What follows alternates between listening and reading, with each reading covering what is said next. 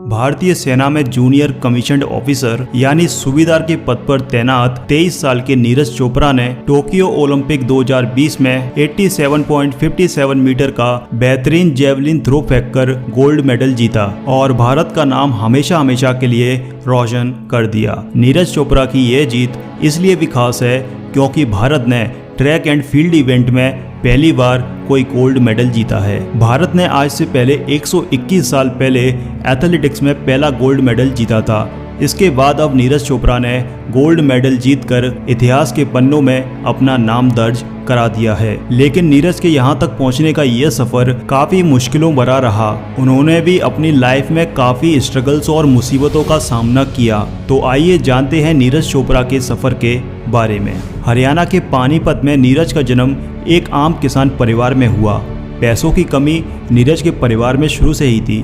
पिताजी उनके एक आम किसान थे।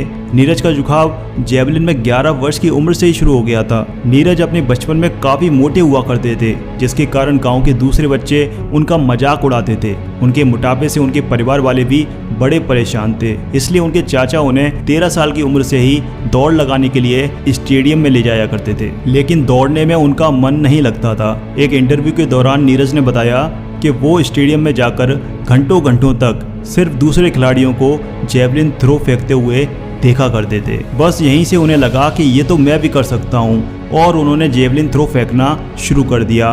पानीपत की उस स्टेडियम में नीरज डेली प्रैक्टिस करने के लिए जाने लगे।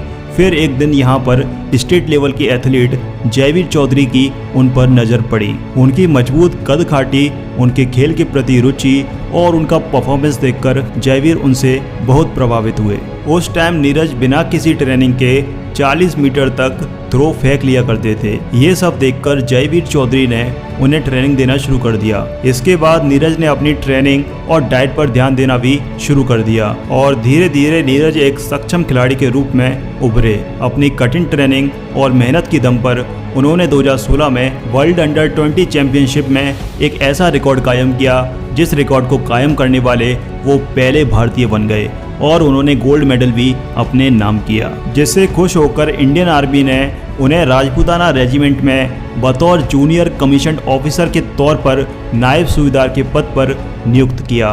वैसे देखा जाए तो इंडियन आर्मी में खिलाड़ियों को ऑफिसर के तौर पर नियुक्ति बहुत ही कम मिलती है, लेकिन नीरज की प्रतिभा के कारण उन्हें डायरेक्ट ऑफिसर बना दिया गया। आर्मी में जॉब मिलने से खुश नीरज ने एक इंटरव्यू में बताया कि मेरे परिवार में आज तक किसी को भी सरकारी नौकरी नहीं मिली है।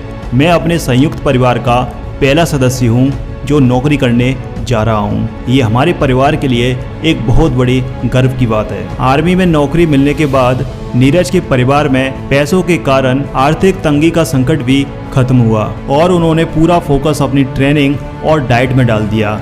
जिसके बाद नीरज ने फिर पीछे मुड़कर नहीं देखा। फिर तो उन्होंने कई कीर्तिमान स्थापित किए। उन्होंने 2018 में हुए एशियन गेम्स और कॉमनवेल्थ गेम्स में गोल्ड मेडल जीता और अब उन्होंने 2021 में जाकर ओलंपिक्स में गोल्ड मेडल जीतकर इतिहास रच दिया। नीरज चोपड़ा का ये संघर्ष से सफलता तक का सफर आगे आने वाली जनरेशन को काफी इंस्पायर करेगा। किसी ने सही कहा है, यूं जमीन पर बैठकर क्यों आसमां देखता है, अपने पंखों को खोल, ये जमाना सिर्फ उड़ान देखता है। दोस्तों, अगर आपको ये वीडियो पसंद आया तो आप इस वीडियो को भी जरूर देखिए। इस वीडियो से आपको बहुत कुछ सीखने को मिलेगा और आप चैनल को भी जरूर सब्सक्राइब कीजिए। मैं इसी तरह के वीडियोस आपके लिए लाता रहूँगा।